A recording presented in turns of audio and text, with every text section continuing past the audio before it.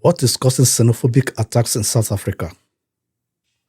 Why are Africans attacking other Africans in Africa's most industrialized nation? Why are Nigerians, Zimbabweans, Ghanaians, Somalis, and other African migrants being targeted? And why is this crisis creating diplomatic tensions across the continent? The answer lies in a dangerous mix of unemployment, poverty, political frustration, failed governance, social anger, and a growing belief among many South Africans that foreign Africans are responsible for crime, job losses, and economic hardship. But this story goes far deeper than immigration, because the same African countries now facing hostility in South Africa were once the very nations that sacrificed their resources, their economies, and even their lives to help South Africa fight apartheid. Africa was never conquered only by foreign hands. Sometimes, Africa bleeds most from the wound it inflicts upon itself. In the streets of Johannesburg, in the alleys of Durban, in the burning shops of Pretoria, and in the fear-filled eyes of African migrants running for their lives, a terrible question echoes across the continent. How did we get here? How did a nation that once symbolized African liberation become a place where fellow Africans are hunted, humiliated, beaten, and sometimes killed for being foreigners? This is not just about immigration. This is not just about jobs. This is not just about crime. This is about memory. This is about gratitude. This is about the collapse of Pan-African consciousness. There was a time when Africans across the continent opened their borders, their homes, their universities, their economies, and even their pockets to support South Africa against the evil of apartheid.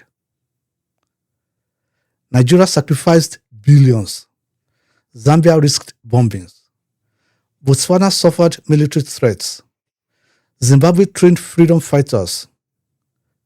Ghana mobilized diplomatic pressure. Tanzania housed liberation movements. But today, the children of those who were once protected now turn against the very people who stood with them. African against African. Brother against brother. Black against black. This is the story of a continent turning against itself. This is a threat from within. Africans against Africans. Strength of Africa TV presents Xenophobia in South Africa.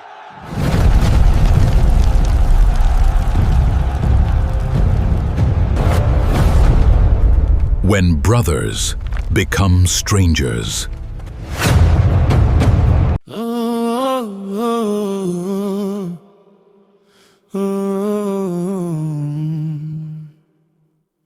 In the streets of Johannesburg, brothers cry in fear, while the ghosts of Mandela whisper, how did we end up here? Nigeria gave our treasures, Zambia carried scars, Ghana raised the freedom flame beneath apartheid stars. Now the fire burns within us, black hands against black skin, a continent divided by the wars that rage within. From Durban to Pretoria, the wounded voices call. If Africa keeps fighting itself, who will save us when we fall?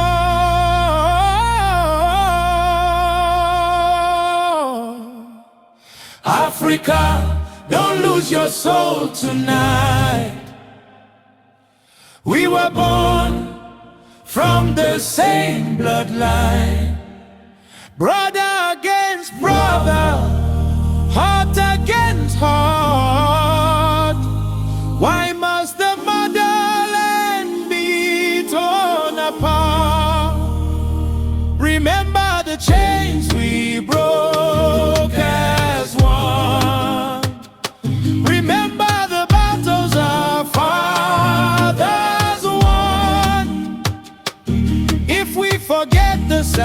sacrifice and pain. Africa will bleed from within again.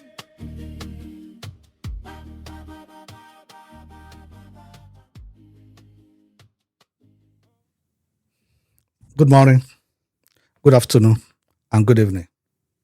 Depending on where you are at this moment, I'm your host, Adebayo Oladokun, and this is Strength of Africa TV, where truth meets courage, where the past is reawakened and the future of the motherland is reclaimed. Today's episode is titled Xenophobia in South Africa, When Brothers Become Strangers. Let's begin with the flames of xenophobia in South Africa. The world has watched in horror as waves of xenophobic violence erupted across South Africa over the years. Shops owned by Nigerians looted. Zimbabweans chased from communities. Ethiopian store owners burnt alive. Somalis stabbed. Ghanaians threatened. Malawians forced into hiding. The streets became war zones. Angry crowds chanted that foreigners were stealing jobs, taking women, increasing crime, and destroying communities. But the question remains, who taught Africans to see other Africans as enemies? South Africa is one of Africa's most economically advanced nations. Yet, it also suffers from massive unemployment, poverty, crime, and inequality. Millions of young South Africans feel abandoned by their government. They feel trapped in townships. They feel the promises of post-apartheid freedom never reached them. And in that frustration, foreign Africans became easy targets. When government fails, the people often look for someone to blame. And the blame landed on other Africans, not on corruption, not on failed policies, not on corporate exploitation, not on historical economic injustice, but on street vendors from Zimbabwe, barbers from Nigeria, shop owners from Somalia, truck drivers from Malawi, and the result? A continental shame. For many Africans living in South Africa, survival has now become a life of constant alertness. Some no longer speak their native accents in public. Others close their shops early out of fear of night attacks. Many keep their passport hidden, avoid large gatherings, and live with the painful reality that their African identity, which should have been a source of brotherhood, has become a reason for suspicion. In a cruel twist of history, people who kept seeking opportunity, safety, and dignity now find themselves living as targets inside a continent that once preached African unity. Let's look at the scenes that shocked Africa. For many ordinary South Africans living in poverty-stricken communities, the resentment runs deeper than what is seen on the surface. Some believe that foreign Africans have taken over small businesses, dominated informal trade, accepted lower wages, and made it harder for locals to survive in an already collapsing economy. In townships where unemployment is high and hope is disappearing, it is not uncommon to hear frustrated youth say, "We are strangers in our own land." Others argue that their government appears more concerned about African migrants than its own struggling citizens. Whether true or not, these perceptions have created a dangerous atmosphere where economic pain is translated into anger against fellow Africans rather than against the system that created the suffering in the first place. Images emerged that left many Africans heartbroken. Many being beaten in public for speaking different accents. African migrants dragged out of taxis, hospitals, small businesses set ablaze. People running with their children as mobs approached. Some were killed. Others lost everything they built over years. For many Africans living in South Africa, fear became a daily reality. The cruel irony was impossible to ignore. Black people who once cried for global solidarity against racial oppression were now accused of oppressing other black people. And across Africa, the anger grew. In Nigeria, protesters demanded action. Some South African-owned businesses faced retaliation. Diplomats were summoned. Social media erupted with calls for boycotts. In Ghana, many asked, is this how South Africa repays Africa? In Zimbabwe, citizens who had fled economic collapse had now faced violence in a country they thought would offer refuge. In Botswana, political commentators warned that South Africa's xenophobia was damaging regional unity. The dream of African brotherhood began to look like a fragile illusion. Let's examine Africa's sacrifice for South Africa during apartheid. To understand the depth of today's pain, one must return to the years when South Africa was still under the brutal grip of apartheid. During that era, black South Africans were not fighting alone. The entire African continent stood behind them. The struggle against apartheid was not seen as South Africa's battle only. It was viewed as a war for the dignity of all black people across Africa. And so, African nations sacrificed their resources, their economies, their security, and in some cases even the lives of their people to support South Africa's liberation. Nigeria emerged as one of the strongest financial and diplomatic backbones of anti-apartheid struggle. The country created the South Africa Relief Fund, where even market women, students, and civil servants contributed money to support black South Africans. Nigeria provided scholarships to South African exiles, pushed aggressively for international sanctions against the apartheid regime, and used its oil wealth and diplomatic influence to isolate the white minority government. At one point, Nigeria even nationalized British petroleum over its connections to apartheid South Africa. The late Nelson Mandela himself openly acknowledged Nigeria's immense contribution to South Africa's freedom. But Nigeria was not alone. Ghana, under Kwame Nkrumah, helped shape the Pan-African ideas that inspired liberation movements across the continent. Nkrumah believed that Africa's freedom was incomplete until all Africans were free, including those suffering under apartheid. Tanzania, under Julius Nyerere, opened its doors to liberation movements and became a safe haven for freedom fighters. Training camps, diplomatic supports, and moral leadership emerged from Dar es Salaam during some of the most difficult years of the struggle. Zambia, because of its support for Southern African liberation movements, faced constant threats, economic pressure, and even cross-border military attacks from apartheid forces. Yet, it refused to abandon the cause. Botswana, despite its small size and limited resources, took courageous positions against apartheid that exposed it to security risks and political pressure. Zimbabwe provided training support, political solidarity, and logistical assistance to liberation movements fighting white minority rule in South Africa. Angola and Mozambique also paid heavy prices. Their territories became battlegrounds as apartheid South Africa attempted to destabilize neighboring states that supported the liberation struggle. These countries lost lives. They lost economic opportunities. They faced sabotage, threats, and destabilization. But they endured it all because they believed that the freedom of South Africa was the responsibility of all Africans. That is why many across the continent today feel a deep sense of betrayal. They remember the years when Africa stood together against racial oppression. They remember the sacrifices made for South Africa's freedom. And now they watch with pain and disappointment as one of the descendants of those who were once protected turned against the very Africans who stood beside them during their darkest hour. Let's look at diplomatic tensions and the politics of division in post-apartheid Africa. The xenophobic attacks in South Africa have not remained a domestic issue. They have spilled across borders and evolved into a series of diplomatic crises that continue to strain relations between South Africa and several African nations. Nigeria has been one of the most vocal responders. Each major wave of violence against Nigerians in South Africa has been met with strong official condemnation, diplomatic summons, and periodic public outrage. At times, The relationship between both countries has soured to the point of economic retaliation threats, boycott calls, and heightened public hostility on both sides.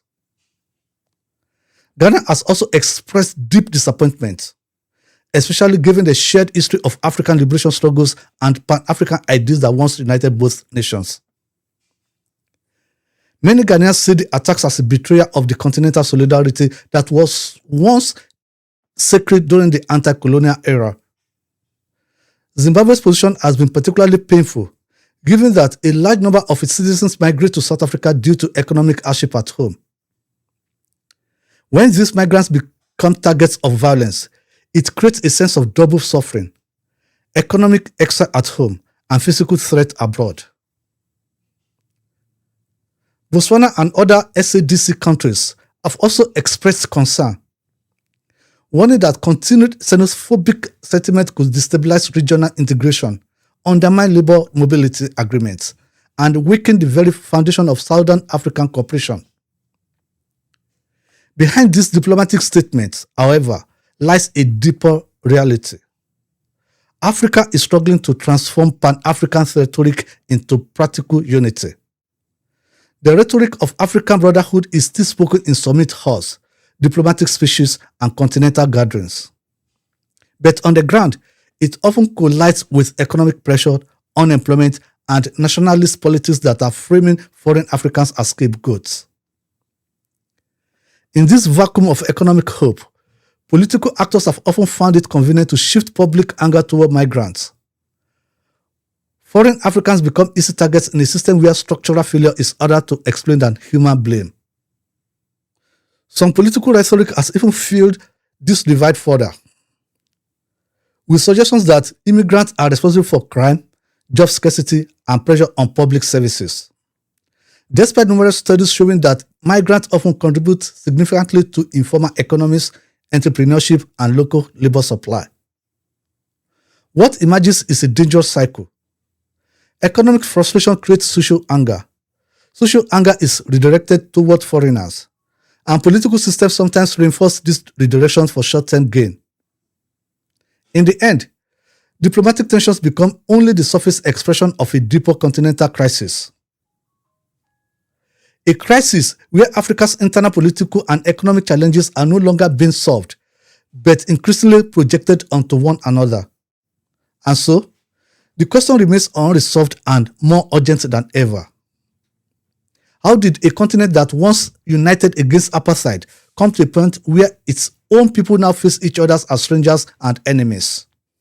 Now, a look at the digital warfare, social media policing, and the rise of anti-migrant populism. The xenophobic crisis in South Africa has not only been played out on the streets, it has also been amplified in the digital space, where words travel faster than facts and emotions often override responsibility. Social media platforms such as X, formerly Twitter, Instagram, TikTok, and Facebook have become battlegrounds of hate, defense, anger, and misinformation. Viral videos of violence, often without context, have been shared millions of times, fueling retaliation, fear, and nationalistic outrage across the continent. As South Africa navigates a period of profound economic and political instability in 2026, a new wave of xenophobic sentiment has shifted from the fringes of social media into the very heart of national discourse. What once appeared as isolated outbursts of public anger has evolved into a more structured, media-savvy form of anti-migrant populism, one that is now shaping public opinion, political language, and street-level behavior. While the extent and character of some reported attacks remain a subject of intense diplomatic dispute between regional actors and the South African government, what is clear and undisputed is the growing role of high-profile public figures in framing the narrative around migration, identity, and economic struggle. At the center of this shift is a new class of political entrepreneurs who have successfully transformed social frustration into organized public mobilization. One of the most prominent is Jacinta Ngozi Zuma, a former radio personality turned activist, who has used a media background to repackage nationalist rhetoric into a viral political brand. Through the March and March movement, she has helped organize large-scale demonstrations that critics argue often create atmospheres of intimidation toward foreign nationals. Alongside her, Zandile Dabula, a leader of Operation Dudula, continues to occupy a highly influential and controversial position. Despite legal challenges and court interdicts, her movement's so-called inspections of foreign-owned businesses have become symbolic of the current crisis. These actions are often presented as economic defense. Yet, critics argue they are framing migrants as existential threats to local livelihoods, thereby normalizing hostility in communities. The line between state authority and populist rhetoric has also become increasingly blurred. Figures such as Getty Mackenzie, serving as Minister of Sport, Arts and Culture, have drawn significant attention for their public South African first stance. His remarks have triggered condemnation from human rights organizations and led to legal scrutiny, including referrals to the Equity and Equality Court over alleged inflammatory statements. His influence underscores a shift where anti-migrant sentiment is no longer limited to marginal groups but has entered mainstream political space. In the digital ecosystem, the crisis is further intensified by influential podcasters, streamers, and social media creators who operate as powerful amplifiers of public sentiment. Certain online platforms have been accused of normalizing language deemed exclusionary or dehumanizing, leading to public backlash and even regulatory scrutiny. Incidents such as controversial podcast episodes and viral short-form videos showing so-called citizens' actions against migrants have contributed to a culture of surveillance, suspicion, and digital vigilantism that often circumvents legal authority. The human cost of this rhetoric extends far beyond online engagement metrics. Countries such as Ghana, Nigeria, and Zimbabwe have issued formal warnings and diplomatic statements expressing concern over the safety of their citizens. At the regional level, the African Union has been drawn into ongoing investigations and debates over whether coordinated responses are required to address the escalating situation. By scapegoating migrants for structural issues such as unemployment, economic pressure, and the 2026 freight crisis, public figures and digital influencers alike have contributed to a volatile environment where patriotism is increasingly redefined as exclusion. As one human rights observer noted in a 2026 report, when public figures validate prejudice, they transform social frustration into a weapon that is turned against the most vulnerable.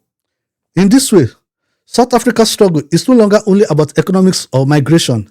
It has become a deeper question of leadership, responsibility, and the power of voices that shape how a nation sees itself and how it treats those who live within its borders. The question that now looms over this entire continent is not only about violence or migration or economic frustration. It's about what remains of the African dream.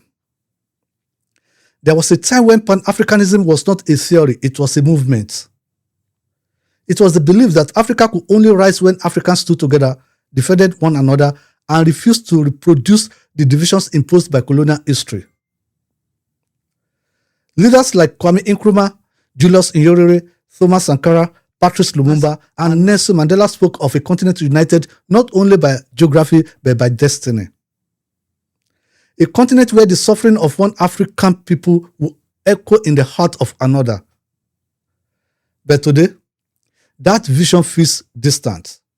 Not because it was wrong, but because it has been weakly defended. The African Union, created to be the continent's highest symbol of unity and intervention, has often been criticized for its passive and declarative response to internal crises like xenophobic violence in South Africa. Statements are issued, condemnations are recorded, calls for restraint are made. But for many affected communities, the responses are rarely translated into urgent, coordinated, or enforceable action that changes conditions on the ground. And so, in the absence of strong continental intervention, the burden falls again on diplomacy, social media, and public anger. Forces that often escalate the crisis rather than resolve it. Meanwhile, on the streets of South Africa, foreign Africans continue to live between two fears: the fear of economic survival and the fear of violence.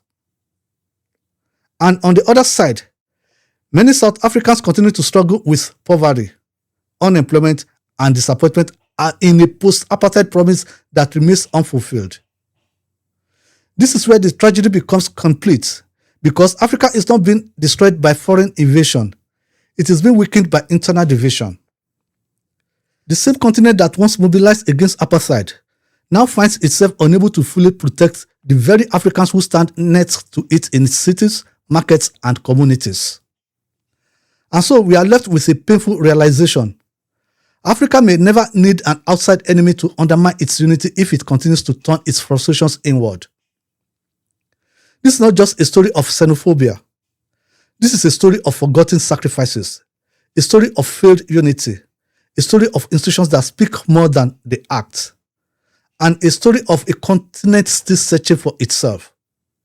In the end, the most disturbing question remains: when Africa had the chance to stand as one after apartheid, why did it begin to fall apart from within?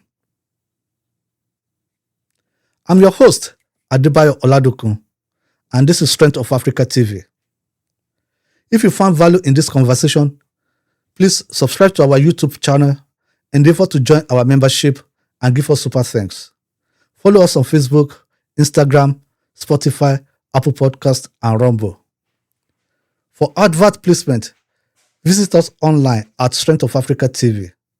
Watch out for the next episode. You don't want to miss it.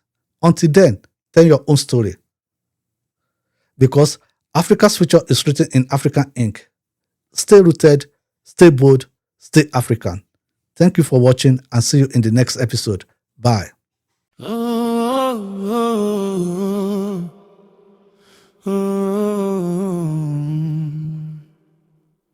In the streets of Johannesburg, brothers cry in fear, while the ghosts of Mandela whisper, how did we end up here? Nigeria gave our treasures, Zambia carried scars, Ghana raised the freedom flame beneath apartheid stars. Now the fire burns within us, black hands against black skin, a continent divided by the wars that rage within. From Durban to Pretoria, the wounded voices call. If Africa keeps fighting itself, who will save us when we fall?